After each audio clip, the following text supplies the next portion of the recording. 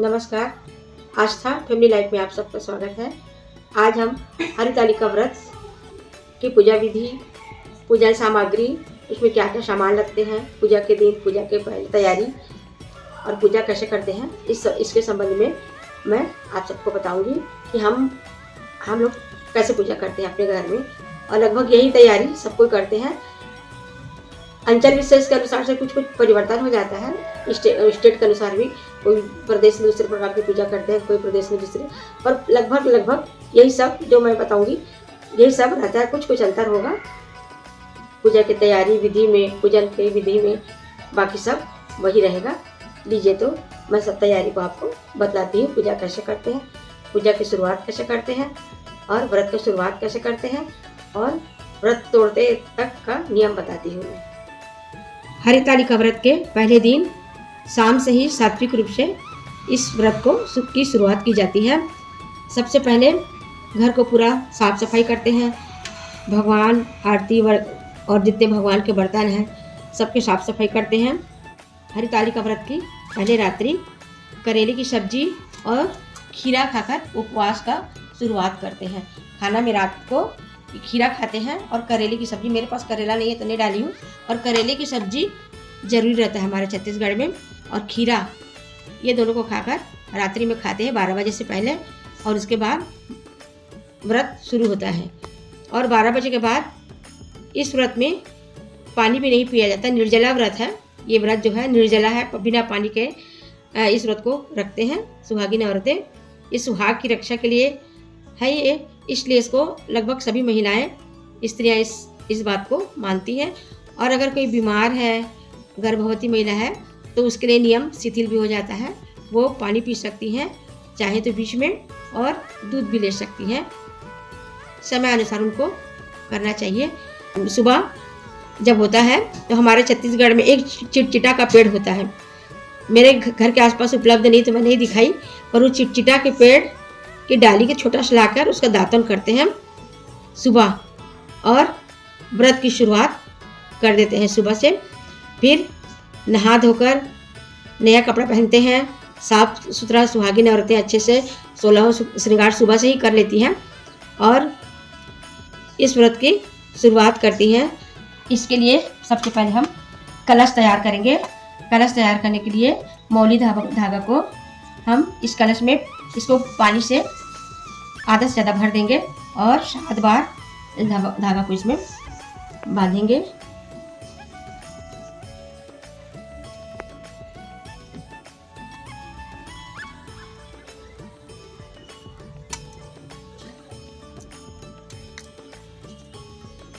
हमने कलश में मौली धागा बांध दिया। थोड़ा सा गंगा जल डाल देंगे, एक हल्दी, एक सुपारी और एक सिक्का रखेंगे और कलश की स्थापना करेंगे। कलश के ऊपर में आम की पत्ती रखेंगे। ये 5 या 7 पत्ती आप रख सकते हैं। कलश के ऊपर में प्लेट रखेंगे, उसमें चावल या धान भरकर रख देंगे और दिया रख देंगे। ये हमारा कलश तैयार हो गया।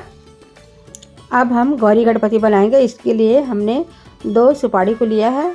उनको कॉटन कपड़े को पीला कलर में रंग कर भगवान को पहना देंगे और आम के पत्ते के ऊपर रख देंगे और विराजित कर देंगे। अब हम पूजा की थाली तैयार करते हैं। पूजा के थाली में सबसे पहले पीला चावल लेंगे और कुमकुम, बंधन, चंदन, नारियल, गंगा जल, घंटी, घी, शहद, सफ़ेद चावल और भगवान में चढ़ाने के लिए जनेऊ,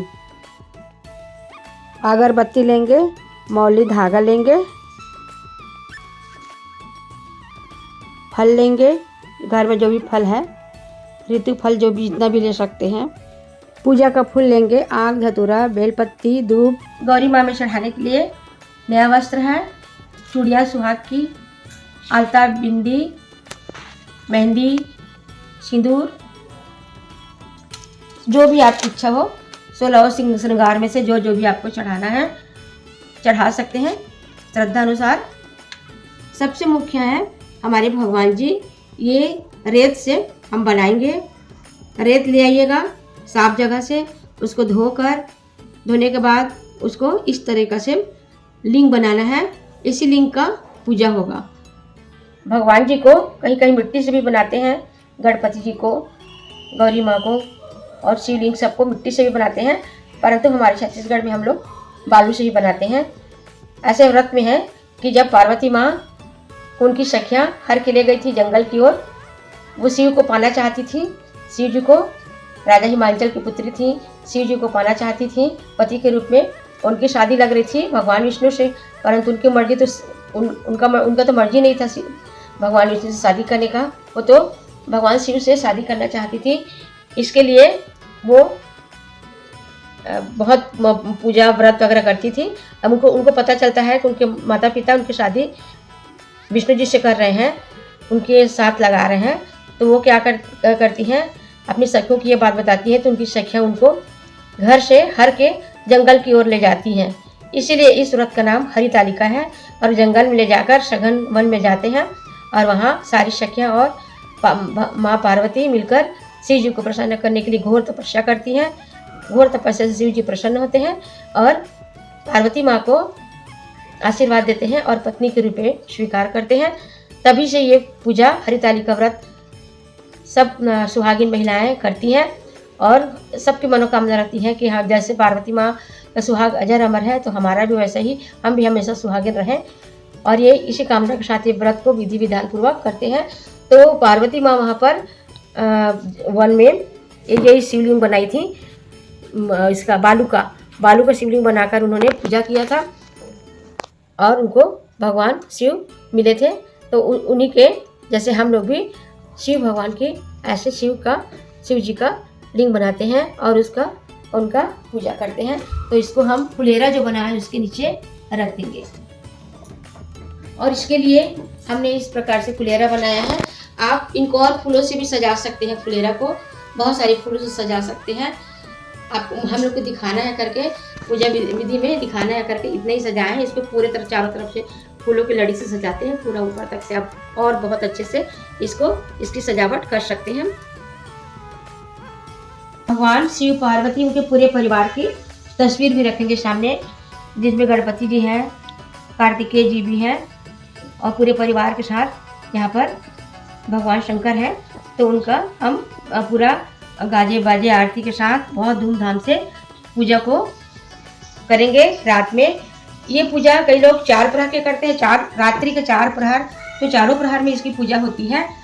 और कई लोग एक ही बार पूजा करके सुबह फिर पूजा करके फुलेरा का, इसको फुलेरा कहा जाता है, ये फुलेरा को और ये लिंग को ले जाकर नदी तालाब में विसर्जित कर देते हैं।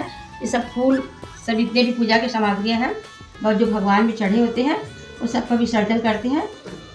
इसके लिए रात्रि जागरण करके जो व्रती महिलाएं होती हैं रात्रि में खूब गाना बजाना करती हैं, कीर्तन भजन करते हैं और शिव की आराधना करते हैं, माँ पार्वती की आराधना करते हैं, पवित्र मन से आराधना करते हैं। और मन में ये कामना भी रखते हैं कि जैसे माँ पार्वती सुहागिन थी वैसे हम भी सुहागिन रहें और भगवान शिव हमको भी हमेशा सुहागिन रूप में ही रहे और रखें, और ऐसा आशीर्वाद हमको भगवान हमेशा देते रहें और हम व्रत को ऐसा ही रहते रहें। व्रत को कुंवारी लड़कियां भी रहती हैं, जो कुंवारी लड़कियां हैं जिनकी शादी नहीं हुई है वो लोग भी इस व्रत को करती हैं। ये फुलेरा को विसर्जित करने के बाद व्रती महिलाएं सूर्योदय से पूर्व इस फुलेरा को विसर्जित करना पड़ता है और उसके बाद खोलती हैं। घर में जो भी पकवान बना है उससे व्रत को खोलती हैं। व्रत खोलने के समय एक चीज़ का ध्यान रखना चाहिए कि कोई भी कड़ा चीज़ को खाकर व्रत नहीं खोलना चाहिए, क्योंकि निर्जला व्रत है, बिना पानी पिए रहते हैं 24 घंटा। और अगर हम कोई कड़ा चीज़ खा लेते हैं, कड़ा कुछ भी, कोई फल है या नारियल है या इस टाइप का कुछ खा लेते हैं सूखा चीज़, तो वो गले में फंसता है और छिल जाता है, अगर उससे बाद में परेशानी होती है। तो इसलिए जब व्रत खोले तो कुछ तरह चीज़ से खोलना चाहिए, जैसे दूध को कुछ बना लिए हैं, इस तरीक़े से कोई पतला आहार लेकर व्रत खोलना चाहिए। और इस तरीके से ये पूजा पूरा होता है।